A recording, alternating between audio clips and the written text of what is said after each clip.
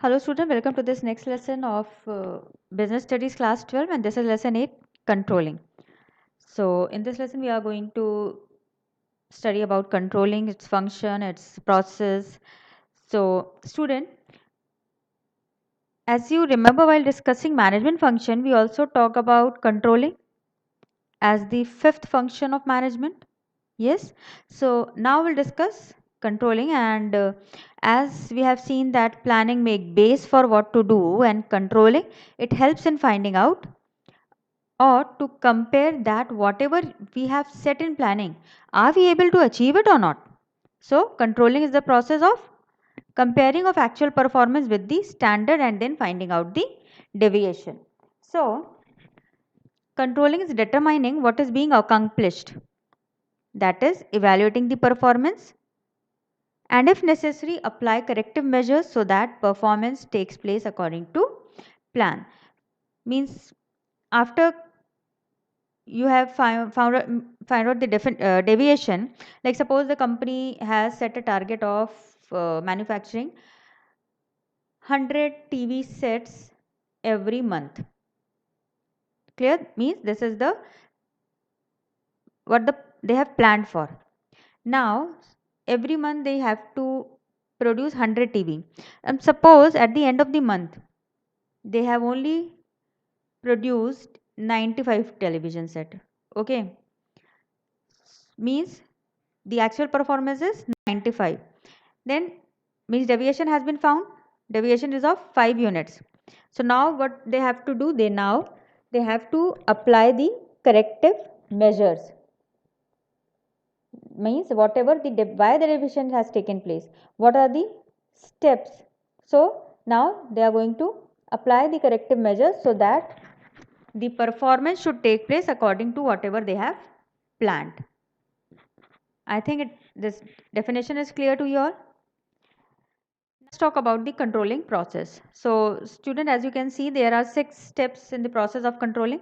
So these steps are setting up of standards, measuring of performance, comparing performance against standard. Then fourth step is analyzing deviation, taking corrective measures, and feedback.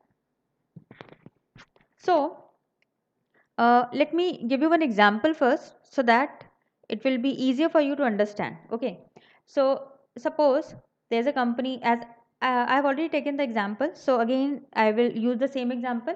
Like the very first thing what comes in the process is setting up of standard, like 100 TV set a company has to manufacture, so the standard has been set, means it has been planned.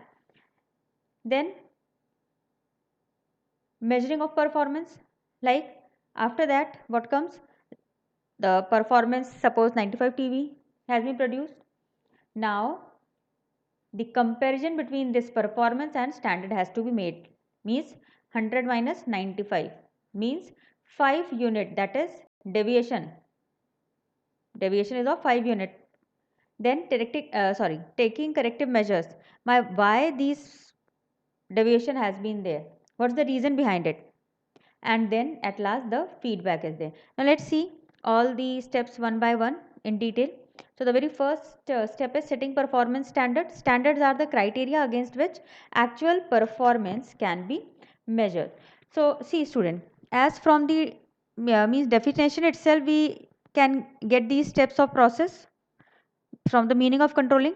So as we have already discussed that controlling can only be done after anything has been planned. So the first step will be of setting the standard or target. And student, these standards should be achievable, means setting of very high standard which cannot be achieved is of no use. So first, to control anything you have to set the standard. Therefore the first step is setting performance standard. Then the second step in the process is measurement of actual performance, means first performance standards are set and then actual performance is measured. Now means whatever you have performed should be measured. Now, and while you are measuring the performance, the qualitative and quantitative both to be kept in mind. Means if only like I have taken the example of 100 TV set. So if one is able to produce the goods asked, like 100 TV has been asked, so the employees, they have produced 100 TV, but the quality is not up to the mark, then what's the use? So both means quality as well as quantitative, both has to be up to the mark, both has to be achieved. Then the third step comes is comparing actual performance with standard. This step involves comparison of actual performance with the standard. If the performance matches the standard, it may be assumed that everything is under control. So now, as you have to compare actual with the standard, and so if we make formula out of that, so it will be like actual performance minus standard performance, and what will what we'll get now, deviation will be there. But student, what if actual and standard performance are same? Like suppose we have to manufacture 100 TV set and the employee, they are able to achieve 100 TV set at the end of the month. So when everything is okay, no mismatch is there, then the controlling function ends over here only. But if there is deviation, then now let's see the fourth step, that is analyzing deviation. So the fourth step will be there, that is the deviation from the standards are assessed to identify the acceptable range of deviation. Okay, means finding reason behind deviation. Now you have to find out the reason why we have lack of that, means when 100 was 100 was the target, and why only 95 was, the employees were able to manufacture 95 units only, why? So you have to find out the deviation. Now these deviation can be of two ways. First is critical point control and the second one is management by exception. So what is this critical point control? Control should be focused on key result areas which are critical to the success of an organization. These KRAs are set as critical points. So what is this critical point control? It is keeping in focus on some key areas, because if you focus on non-core area, then your core area will be ignored. Means, to explain you much clearly, suppose the company production cost increases, so company's production cost increases by 10 rupee per unit, and there is increase in postal cost by 20 rupees. So now the company should focus on finding out the reason for increase in cost of production. Okay, whereas means manager, they do not have any control on postal cost, that is not in their hand, that is something outside the company. So whatever is under their control, whatever is their core area, they are going to work on that only. Clear? That is critical point control. Now let's see what is management by exception. Management by exception is an important principle of management control based on the belief that an attempt to control everything results in controlling nothing. In short, everything cannot be controlled at the same time. Okay, means trying to control everything will result in controlling nothing. Manager should not waste time and energy in finding minor deviation. Means if suppose there are minor deviation, so we can let it go. Rather, the manager, they should concentrate on removing of high degree. Means if there is some high degree of deviation is there, then the manager should focus on that point. Clear?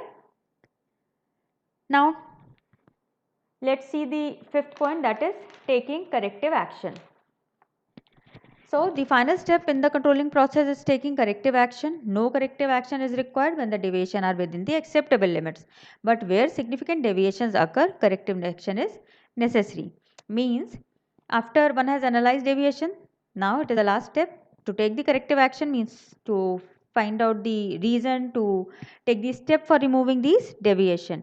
And for that, either you can change your standard, means may be possible that it is not achievable, only 95 units are, means in because of I'm taking my example only, that is why I'm using this unit, like 95 unit only my employees are able to manufacture, so need not to change.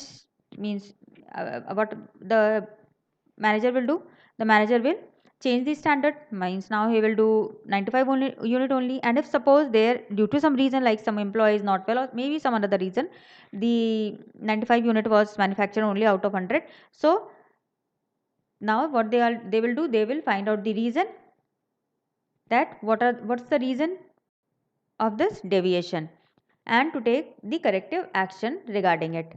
Clear? And then the last step is feedback, means after corrective measure feedback report is prepared. And here controlling function doesn't end. You know student why? Because controlling is a continuous process. So now the reason for deviation with corrective measures are specified in the feedback report, so that now on this basis the standard for the next year will be decided, because the company will go on. Company is not going to shut down. The company will keep on going.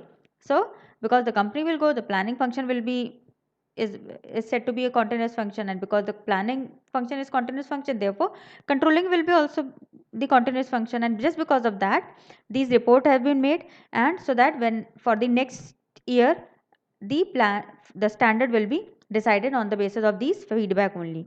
So these were the 6 steps of controlling process. And student, here I end up with this meaning and process of controlling. Thank you and take care, and I hope you all are enjoying this study. So student, please do like, share and subscribe the video, and thank you.